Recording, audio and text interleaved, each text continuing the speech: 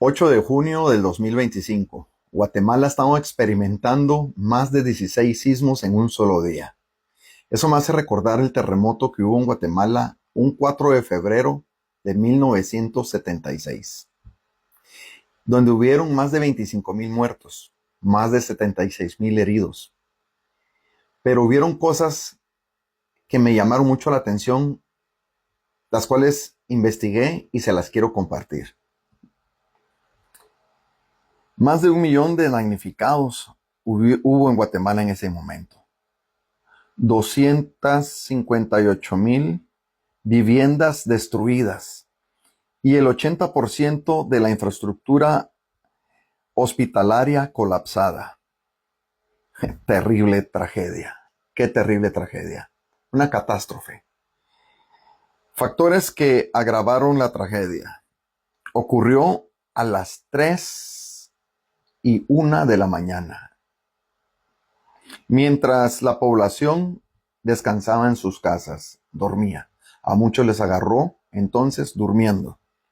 Guatemala vivía en plena guerra civil en el año 1960 al año 1996, con instituciones debilitadas, repúblicas devastadoras, más de 2,500 sismos posteriores, incluyendo uno de 5.8, 2 días después tan solamente.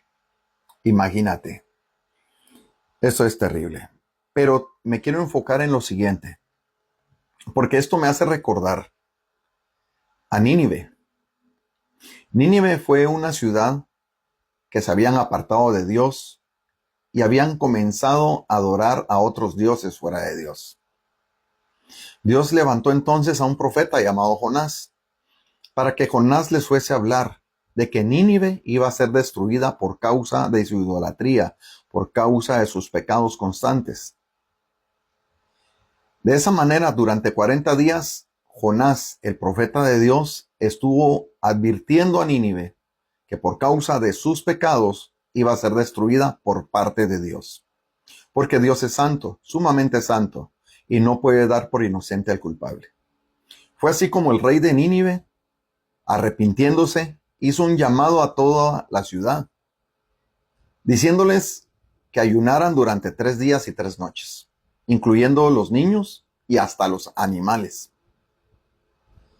diciendo que por causa de sus pecados eso les iba a acontecer, pero que si le pedían perdón a Dios, quizá Dios apartaba ese juicio en contra de ellos.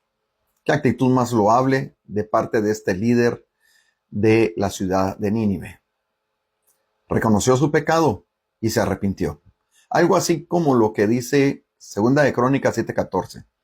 Si se humillase mi pueblo, sobre el cual mi nombre es invocado, y orasen y buscasen mi rostro, y se apartasen de sus malos caminos, entonces yo perdonaré sus pecados y sanaré su tierra.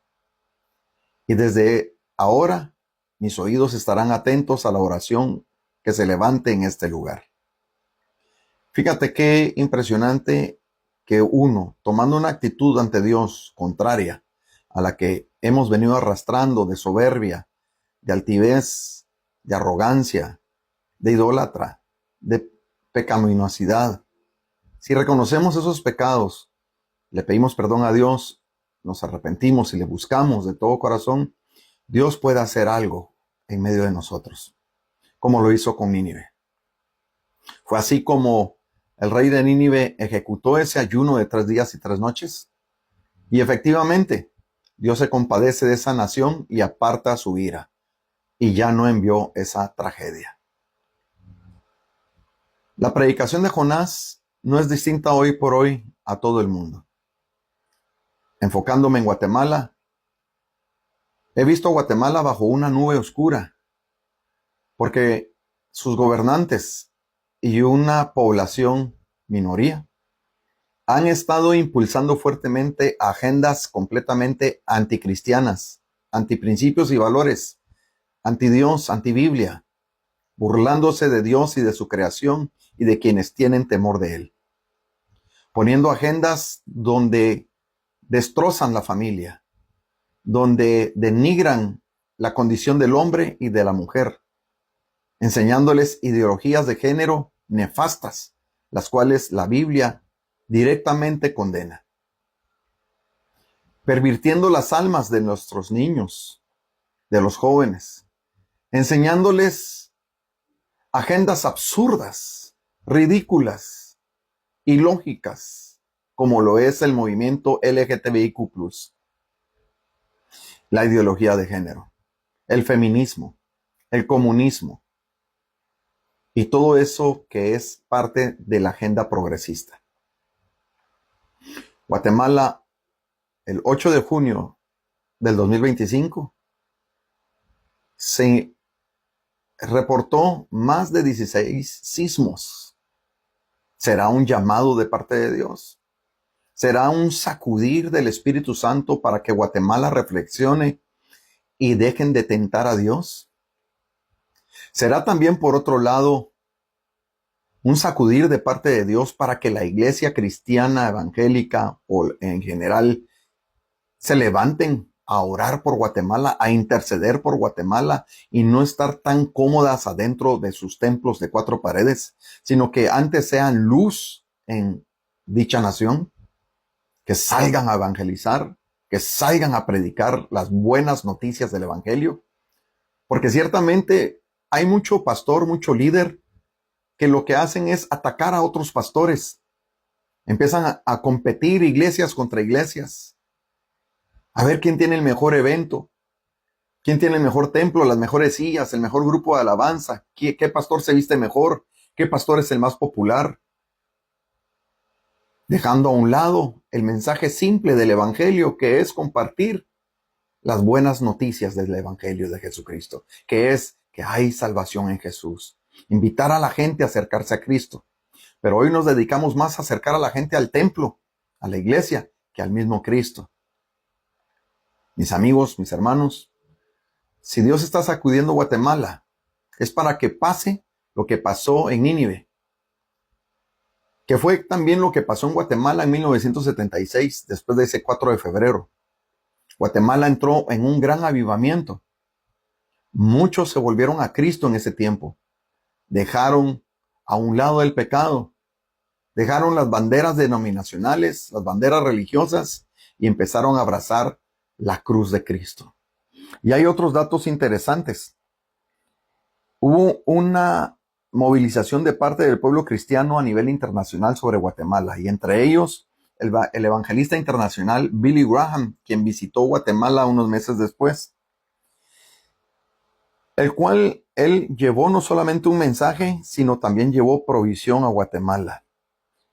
Y dijo algo muy hermoso. Destacó la resiliencia espiritual del pueblo usando el mensaje de la salvación, el mensaje de Jesús. Empezó a predicar y utilizó las palabras del presidente en ese tiempo diciendo: Guatemala está herida, mas no de muerte. Pero hoy yo te digo, no esperes a que Guatemala sea herida. Hoy busca al Señor. Hoy arrepiéntete. Hoy arrodíate. Hoy abandona esas cosas que Dios desaprueba en su palabra. Conviértete a Jesucristo. Conviértete al Señor. Hubo un gran movimiento después de ese terremoto. Hubieron muchas nuevas iglesias que se abrieron, nuevos misioneros que llegaron. Hubo muchas conversiones. Guatemala pueda que empiece a experimentar un gran avivamiento después de lo que está atravesando el día de hoy. Pero no esperes a que se ponga peor. Hazlo hoy. Venid, dice el Señor, y estemos a cuentas. Venid a tiempo. Hoy el arca aún tiene la puerta abierta, pero pronto estará por cerrarse. Pronto viene el diluvio. Y Dios te invita a que entres al arca y seas salvo de ese diluvio. Ven y escapa por tu vida, dice la palabra. Que el Señor te bendiga, te guarde, te proteja y te prospere. Rafael Cáceres, para servirte. Toma nota.